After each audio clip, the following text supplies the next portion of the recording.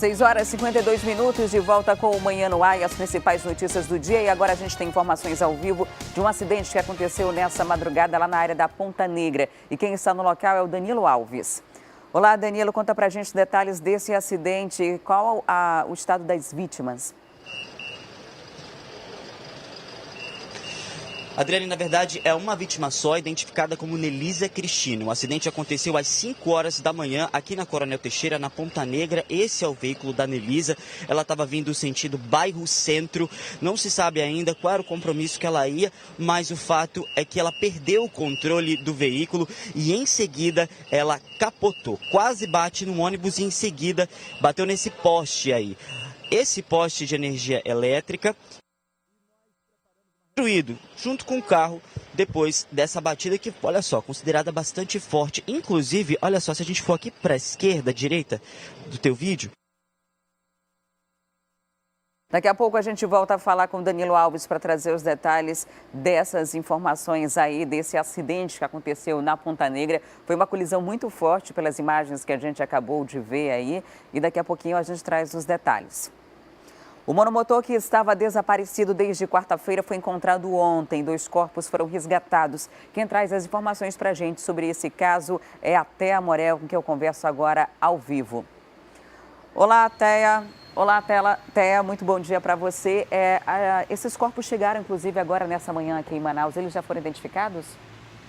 Bom dia, Adriane. Bom dia a todos. Sim, Adriane, eles chegaram agora há pouco no Instituto Médico Legal e foi repassada a identificação desses 2 tripulantes da aeronave que desapareceu aqui no Amazonas, né? O Antônio Renan Azevedo tinha 28 anos e, de acordo com as informações que foram repassadas, ele era o piloto da aeronave, era ele quem comandava esse avião que acabou caindo aqui no Amazonas. O José de Souza Oliveira tinha 46 anos e era o outro tripulante, né? Essa aeronave, ela desapareceu numa área que fica ali entre a fronteira dos municípios de Nova Olinda do Norte, Urucurituba e Itacoatiara. A partir do momento que foi detectado o desaparecimento dessa aeronave, né, que foi confirmado pela Força Aérea Brasileira, começou uma busca na área que poderia ser a provável área onde o avião pudesse ter caído ou pudesse ter pousado. O Corpo de Bombeiros do Amazonas conseguiu encontrar, uma força-tarefa formada por várias pessoas, conseguiu encontrar os destroços do avião e na noite dessa quinta-feira o Corpo de Bombeiros do Amazonas confirmou que nos destroços da aeronave estavam os corpos dos 2 tripulantes. Essa informação, inclusive, foi confirmada pelo delegado de Urucurituba, mas até então não se tinha a identificação dessas 2 pessoas, né? Os corpos foram levados dessa área de mata, dessa área que fica na comunidade do Paí, de acordo com o que foi repassado, né? E foram levados para o município de Itacoatiara, para o hospital e depois foram trasladados por terra aqui para Manaus, para o Instituto Médico Legal, onde eles deram entrada e foi o ML que confirmou aí a identidade dessas 2 pessoas. Essa aeronave partiu de Itaituba, que fica no Pará, às 7h10 da manhã. A previsão era que chegasse aqui em Manaus às 7 horas e 55 minutos, o que infelizmente não aconteceu. A aeronave desapareceu do radar. A Força Aérea Brasileira confirmou o desaparecimento, mas não confirmou a queda. Não tinha nenhuma informação de que realmente a aeronave tivesse caído. Tinha-se a suspeita. Isso foi confirmado porque os destroços da aeronave foram encontrados e também foi confirmado que as 2 pessoas que estavam dentro desse avião acabaram morrendo. Agora os corpos estão à disposição dos familiares, caso eles morem aqui em Manaus, né? Infelizmente a gente acaba dando essa má notícia sobre essas 2 pessoas que desapareceram. Os corpos já estão aqui em Manaus, no Instituto Médico Legal. Ok, Thea, muito obrigada pelas informações. Até daqui a pouco. E agora a gente volta a falar do acidente que aconteceu lá na Ponta Negra, na zona oeste de Manaus. O Danilo Alves está por lá e vai completar as informações, né? Complementar as informações que deu ainda há pouco.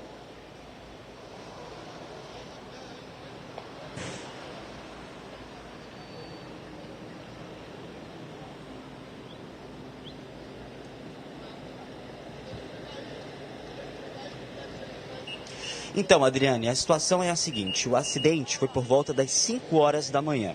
De acordo com informações do Corpo de Bombeiros, se trata de Nelisa Cristina. Ela saiu no sentido centro-bairro, perdeu o controle do veículo e em seguida bateu neste poste. Ela quase bate no ônibus antes disso, segundo a testemunha. Mas o que fica bastante visível aqui é a violência que aconteceu esse acidente. A gente mostrou antes, mostra agora aqui algumas imagens justamente do veículo, o quanto ele ficou destruído. Levou mais ou menos umas quase 2 horas, porque o acidente foi às 5, são quase 7 horas da manhã, 2 horas para retirar essa mulher das ferragens. Isso porque aquela parte onde ela estava sozinha no veículo, estava indo para algum compromisso, e olha só, a parte do painel ficou totalmente prensada no banco do motorista. Então ela ficou com as pernas e também ficou com os braços presos.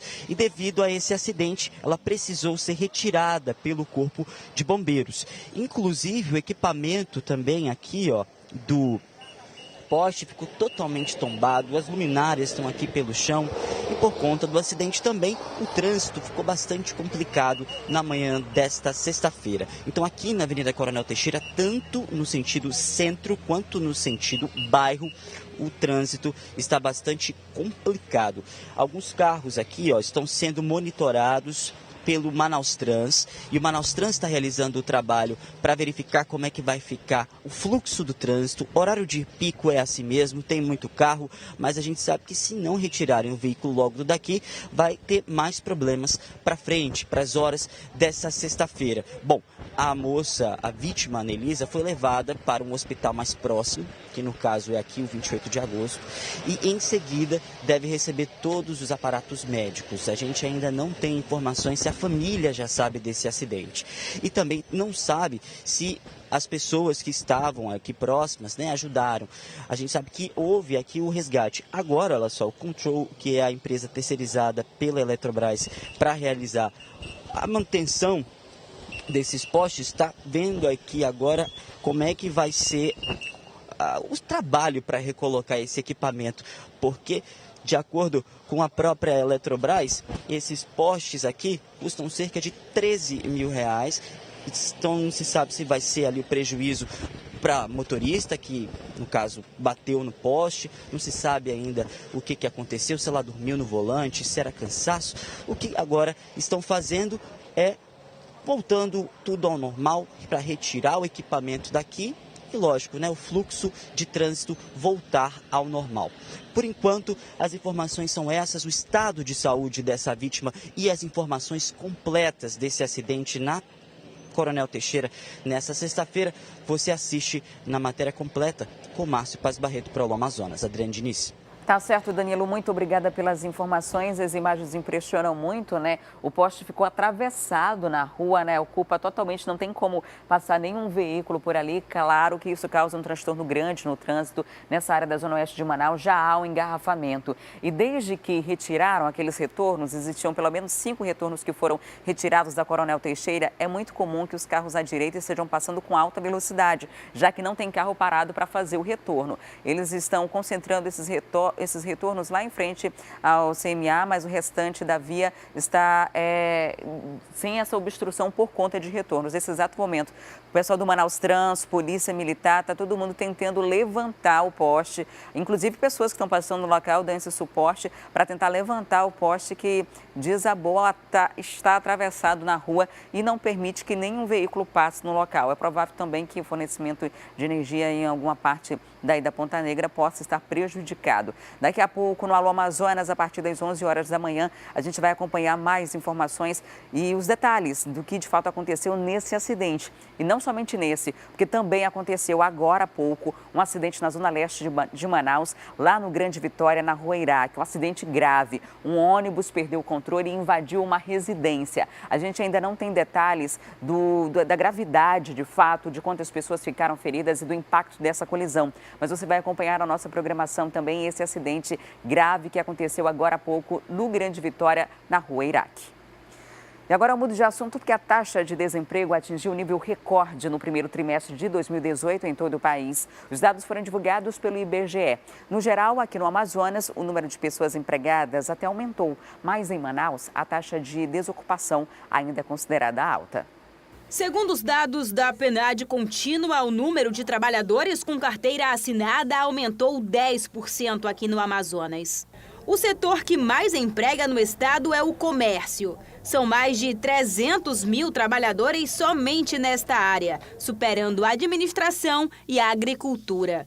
Segundo o IBGE, cerca de 13 mil novos postos de empregos foram criados em todo o estado nos primeiros 3 meses deste ano. O aumento não foi o suficiente para empregar as pessoas dispostas a trabalhar. A taxa de desocupação no município ainda é considerada alta pelos especialistas.